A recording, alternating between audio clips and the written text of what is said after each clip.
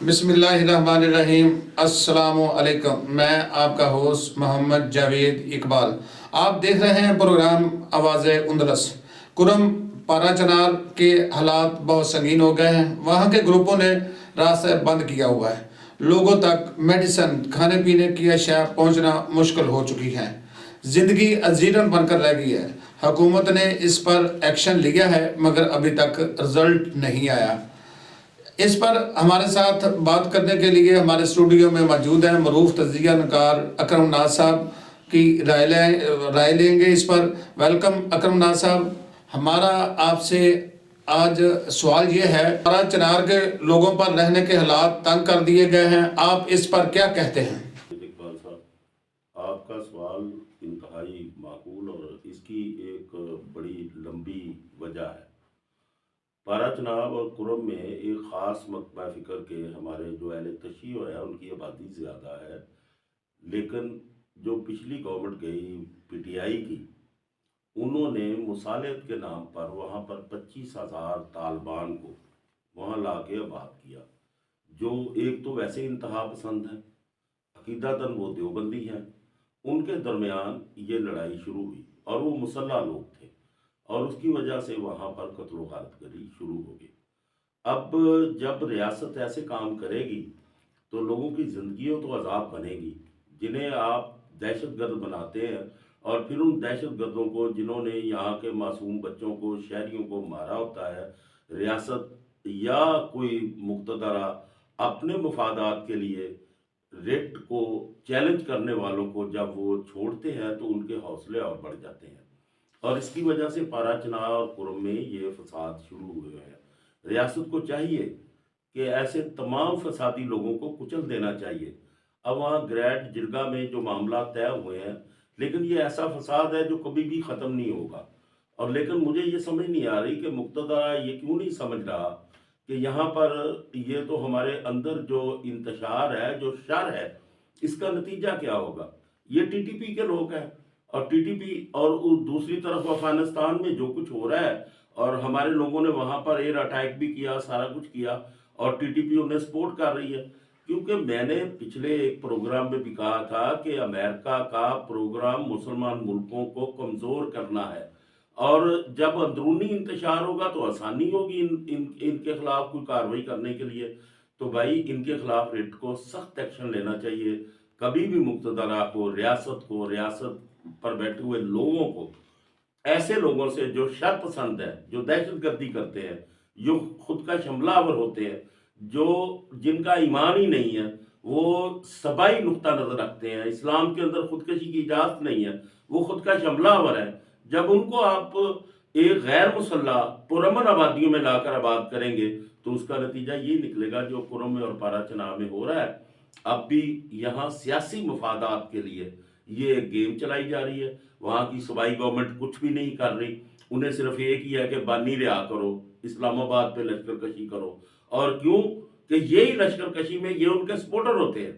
اب ریاست کہاں سوئی ہوئی ہے مجھے نہیں سمجھ آتی، اور اس پر ایکشن کرنا چاہیے۔ ناصب، وہاں کے جو بچے ہیں، بوڑھے ہیں، جن کا اسکول جانا متاثر ہو گیا ہے، ان کو خوراک نہیں مل رہی، ان کو ادویات نہیں مل رہی، اس کے لیے آپ کے پاس کوئی حل ہے تو کوئی تجاویز ہے جو آپ بتائیں گے ہمارے ناظرین کو اور حکومت کو کہ اس پر کام کرتے ہوئے کوئی ایسی رائے ہے آپ کے پاس؟ جی جاوید بھائی، اس کے لیے ایک عظیم خاتون نے اپنی جان دی۔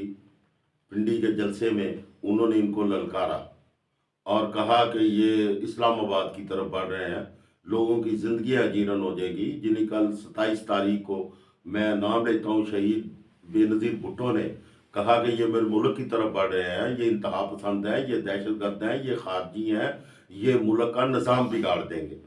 لیکن آج تبدیلی لانے والوں نے 25,000 ان دہشت گردوں کو وہاں آباد کیا ہے، اور پھر مجھے سمجھ نہیں آتی کہ ان کے ساتھ کیسی رعایت ہے، کیسی ٹاک ٹاک ٹاک ٹاک کی بات ہو رہی ہے۔ ان لوگوں کو سخت سزائیں دینی چاہیے، ان کو کچلنا چاہیے۔ یہ جانور ہیں، درندے ہیں، دہشت گرد ہیں، ان کو آبادیوں میں نہیں آنا چاہیے۔ اس کا ایک ہی حل ہے کہ ریاست اپنی قائم کرے اور ان کے خلاف ایکشن لے، اور ان پرامن لوگوں کو پرامن رہے۔ ریاست کی ذمہ داری ہے، اور اگر صوبائی گورنمنٹ وفاق کے ساتھ تعاون نہیں کر رہی تو میں سمجھتا ہوں کہ ایسے حالات میں ایسی گورنمنٹ نہیں رہنی چاہیے۔ اچھا، اس طرح ہے کہ ہمارے ملک میں بچوں کے ساتھ جنسی زیادتی کے واقعات میں خطرناک حد تک اضافہ ہو گیا ہے، اس پر آپ کیا کہتے ہیں ناصر؟ جاوید صاحب، ایک تو جہالت ہے اور دوسری یہ ہے کہ ہمارا جو معاشرہ ہے اس کے اندر والدین اپنے بچوں کو ان کی بڑھتی ہوئی زندگی کے ساتھ ساتھ وہ تعلیم و تربیت نہیں دیتے، اسے ہم حیا اور شرم کی بات کرتے ہیں، انہیں بتاتے نہیں ہیں کہ یہ چیزیں نقصان دہ ہیں۔ اگر کوئی بندہ کسی بچے کو یا بچی کو اس کی ایسی جگہ پر کوئی ہاتھ لگاتا ہے غلط نیت سے، تو بچے کو یہ احساس ہونا چاہیے کہ یہ کیا کر رہا ہے، وہ تو معصوم ہے، اسے تو پتہ ہی نہیں ہے۔ تو یہ اور درندگی اس لیے ہے کہ ہمارے معاشرے کے اندر ایک گھٹن ہے۔ گھٹن کس بات کی ہے کہ ہم نے مذہب کی اصل شکل تو دیکھی نہیں ہے، ہم نے لوگوں میں گھٹن پیدا کی ہوئی ہے اور وہ گھٹن کا اساس ہے، اور لوگ یہ درندگی کرتے ہیں اور ریاست ان پر بڑے سخت قوانین سے نہیں، معاشرے کی تربیت سے، تعلیم سے، ان کو شعور سے، والدین کو اپنے خول سے نکل کر اپنے بچوں کے ساتھ دوستی کرنی ہوگی، بیٹیوں اور بیٹوں کی تفریق کو ختم کرنا ہوگا، جینڈر تقسیم کو ختم کر کے، تاکہ وہ اپنے مسائل، ایک بچی جو 12-13 سال کی ہو رہی ہے، اس نے ایک نئی لائف میں قدم رکھ رہی ہے، تو وہ شرم کے نام پر اپنی ماں سے بات نہیں کرتی۔ تو اب ماں کو یہ آغاز کرنا ہوگا کہ وہ اپنی بیٹی کو اپنی دوست بنائے، وہ اپنے دکھ اور درد اسے بتائے، اور جب یہ تبدیلی آتی ہے بچے یا بچی میں، اس کے اندر سیکس ایک نیچرل ضرورت ہے جیسے خوراک، اور یہ حیوانیت اس وقت آتی ہے، یہ حیوانات سے لے کر جبلت سے لے کر روح تک تمام لوگوں میں یہ چیز موجود ہے، اور جب آغاز ہوتا ہے تو اس میں ایک وحشت ہوتی ہے، اور وہ اس وحشت کا شکار بچیاں بھی ہوتی ہیں، بچے بھی ہوتے ہیں، اور وہ بے راہ روی کی طرف بھی جاتے ہیں، جنہیں کوئی راستہ نہیں ملتا وہ بے راہ روی کی طرف جاتے ہیں۔ اس کے لیے تعلیم ہونی چاہیے، ان کے لیے انہیں شعور ہونا چاہیے، انہیں ان کے اچھے برے بھلے کی تقسیم اور تفریق کو بتانا چاہیے۔ بیٹے کو باپ بتائے گا، بیٹی کو ماں بتائے گی۔ جب تک یہ نہیں ہوتا یہ درندگی ختم نہیں ہوگی۔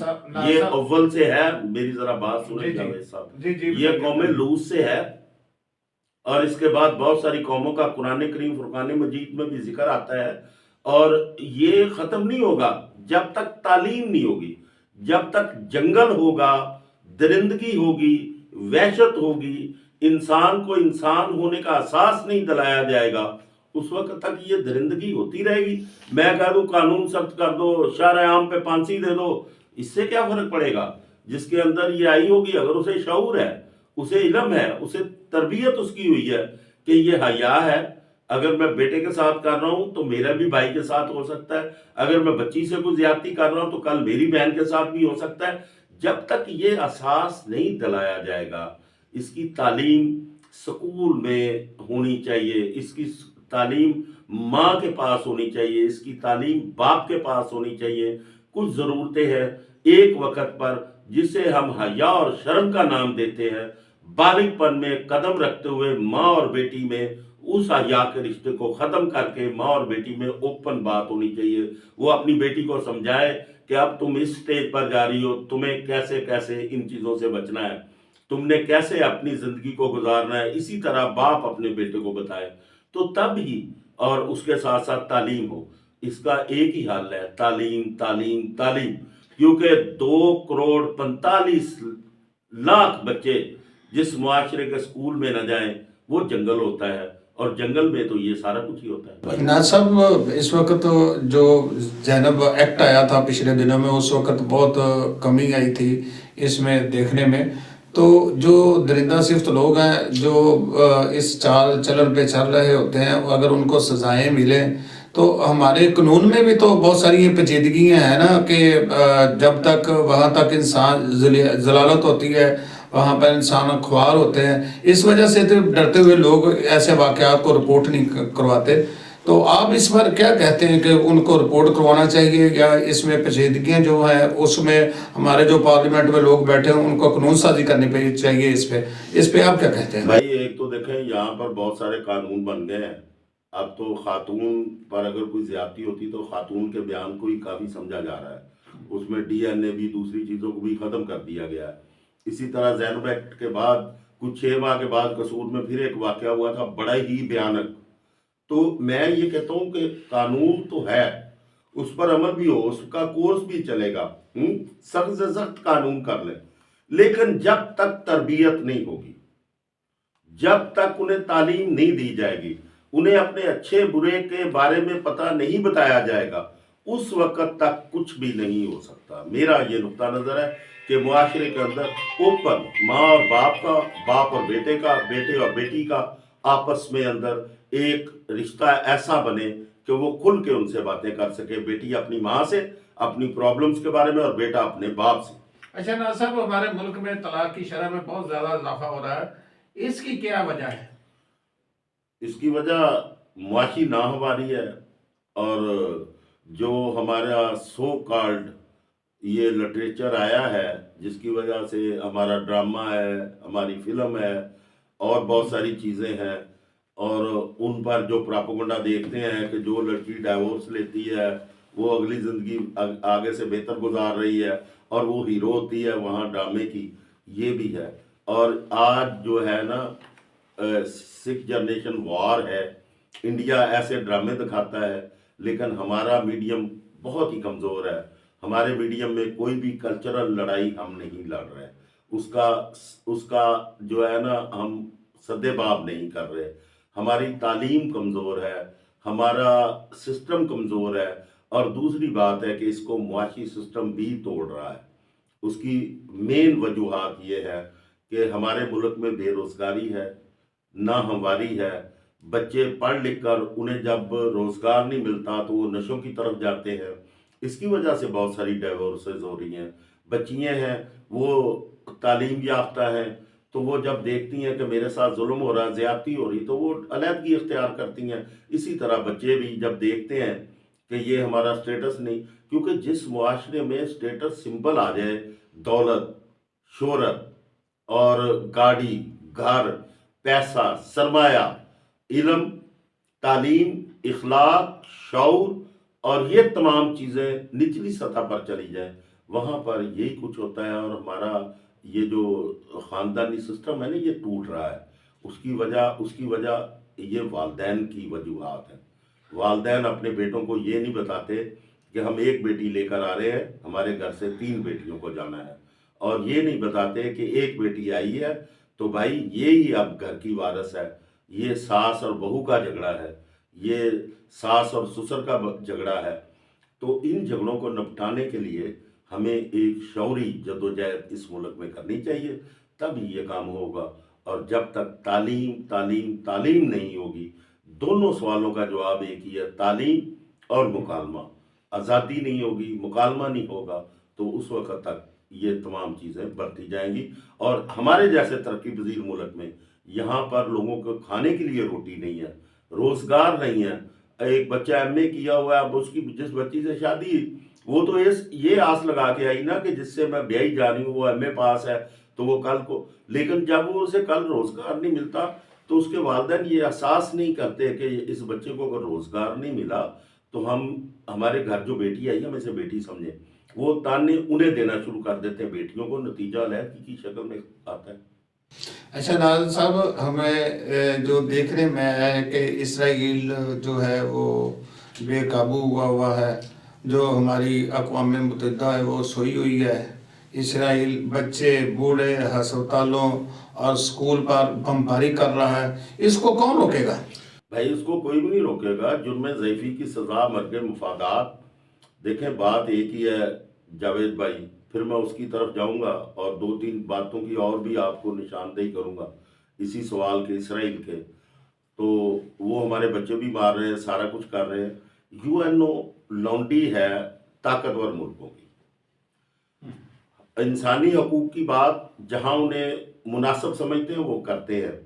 عمران خان یا یہاں ہمارے ملک کے قوانین کے مطابق 9/11 کا کیس ہو، 9 مئی کا، تو ٹرائل ہو فوجی عدالت میں، تو امریکہ کہتا ہے یہ انسانی حقوق کی وائلیشن ہو گئی، لیکن انہیں نہ لبنان میں انسانی حقوق کی وائلیشن اسرائیل کی نظر آ رہی ہے، جی نہ شام میں نظر آتی ہے، نہ کسی اور جگہ نظر آتی ہے، غزہ میں آتی ہے نہ غزہ میں کسی جگہ نہیں نظر آتی۔ نہ کشمیر اس کی کیا وجہ؟ کشمیر میں جو اس کی اس کیا وقت وجہ؟ حالات بنے ہوئے اس نہ کی کیا میں وجہ ہے آتی ہے۔ جاوید صاحب؟ اس کی وجہ کیا ہے؟ جی اس کی وجہ ہماری اپنی پالیسیز ہے، یہ مسلمان ملکوں کی بے اتفاقی ہے۔ انہیں یہ سوچتے نہیں ہیں، کل آنے والے پر نہیں سوچتے، وہ 50 سال کی پالیسیز بناتے ہیں۔ انہوں نے اسرائیل کو طاقتور بنا لیا، اس کے پاس second strike, atomic second strike کی بھی پاورز ہے۔ ہمارے پاس ایٹم ہے، ہمارے پاس سیکنڈ سٹرائک نہیں ہے۔ میں نے پہلے بھی ایک پروگرام میں کہا تھا کہ امریکہ کی جنگ جب ہم یہاں افغانستان میں لڑ رہے تھے، جیسے آپ نے کرم کا ذکر کیا، وہاں بھی طالبان ہیں، وہ بھی ہماری پیدا کیے ہوئے تھے، تو ہم لڑ رہے تھے، تو نتیجہ کیا نکلا تھا؟ میں نے کہا تھا کہ جب روس ٹوٹ جائے گا یا وہ علیحدہ چلا جائے گا تو امریکہ اس کے بعد اس کا دوسرا ٹارگٹ مسلم ہوں گے۔ آج شام چلا گیا، اس پروگرام کے تھرو کہہ رہا ہوں، آپ غزہ کو رو رہے ہیں، مجھے نظر آ رہا ہے کہ 2025 کے اندر امریکہ رجیم چینج کی کوشش کرے گا ایران میں، اپنی رجیم اپنے پٹھوں کو لانے کی کوشش کرے گا۔ اگر نہیں آئیں گے تو وہ ایران پر اٹیک کریں گے، اور 2026 میں ہماری سرحدیں غیر محفوظ ہیں، کیونکہ پاکستان واحد ملک ہے جو پوری سامراجی قوتوں کو کھٹکتا ہے۔ عمران جعلی اینٹی امریکہ نعرہ لگائے تو قوم اس کے پیچھے بھاگتی ہے۔ اس کا مقصد کہ ہمارے لوگ ان سامراج سے نفرت کرتے ہیں، عوام باشعور ہے، ہمارے لیڈر جاہل ہیں جو امریکہ کے پاؤں میں بیٹھے ہوئے ہیں۔ آج پاکستان کو اپنا سنبھلنا چاہیے، ہمیں اپنی سرحدوں کو محفوظ کرنا چاہیے۔ ان کو تمام مقتدرہ اور اپوزیشن کو بیٹھ کر یہ ڈائلیگ کرنا چاہیے کہ یہ گھر رہے گا، کہیں یہ نہ ہو کہ یہ بھی غزہ اور شام اور لبنان بن جائے۔ خدا کے لیے آج عقل کے ناخون لیں۔ میں آج اس پروگرام کے تھرو آپ کا شکریہ ادا کرتا ہوں کہ آپ نے مجھے موقع دیا۔ میں اس پروگرام کے تھرو کہہ رہا ہوں کہ 2025 اور مسلمانوں پر سخت آئے گا، کیونکہ دو ہی قوتیں ہیں، ایران ہے، پاکستان ہے، ان کو وہ تباہی کی طرف لے کر جا رہے ہیں۔ اب انہوں نے ایک اور کام کیا ہے کہ انڈیا کے تھرو پاکستان اور افغانستان کے درمیان جنگ کروانے کی کوشش کر رہے ہیں۔ پاکستان نے ان پر ایئر سٹرائک بھی کی ہے، وہاں پر اب مذاکرات پر آ گیا افغانستان۔ لیکن آپ یہ دیکھیں کہ کن کی جنگ ہم لڑ رہے ہیں۔ ہمیں اپنے اختلافات کو مٹا کر ہمیں یکجان ہونا پڑے گا، ہمیں سیکنڈ اٹامک سٹرائک لینی پڑے گی۔ چین سے ہمارے تعلقات سرد موری کا شکار ہیں، ہمارے تمام پروجیکٹس بند ہیں اس وقت۔ کیوں نہیں ہم چین کو سیکورٹی پرووائڈ کر رہے ہیں؟ اور چین کو کہیں کہ ہم آپ کو جو اگر گوادر دے رہے ہیں، ہمیں سیکنڈ سٹرائک دے اٹامک انرجی کے لیے، سیکنڈ سٹرائک کے لیے ہمیں وہ ویپن، وہ چیزیں دے۔ اور یہ دو جگہ پر ہوتی ہیں، یا زمین دو یا سمندر کے اندر، ہمیں وہ آپدوں سے بنانے کی دے اجازت۔ لیکن چین مجبور ہے، اس نے ٹی ٹی پی ایک سائن کیے ہوئے ہیں بین الاقوامی معاہدے پہ کہ سیکنڈ سٹرائک ٹیکنالوجی کسی کو منتقل نہیں کی جائے گی۔ لیکن اس کے اور بہت سارے طریقے ہیں، جیسے بے نظیر مسائل ٹیکنالوجی کوریا سے لے کر آئی تھی، اسی طرح یہاں ہمیں سیکنڈ سٹرائک چاہیے۔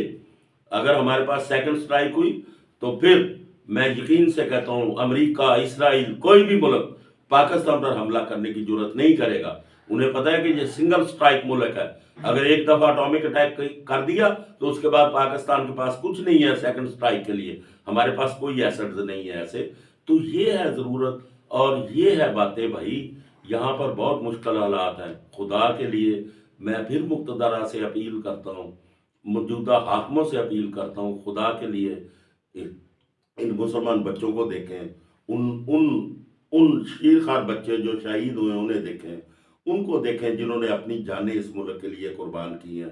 ان شہیدوں کے خون کی قسم، اگر تمہیں کچھ چھاتی ہے غیرت تو خدا کے لیے اس سامراج کے چنگل سے نکلو اور اپنے ملک کی طرف دیکھو، اپنے مفادات کے لیے اپنے ارد گرد لوگوں کے ساتھ اچھے حالات پیدا کرو۔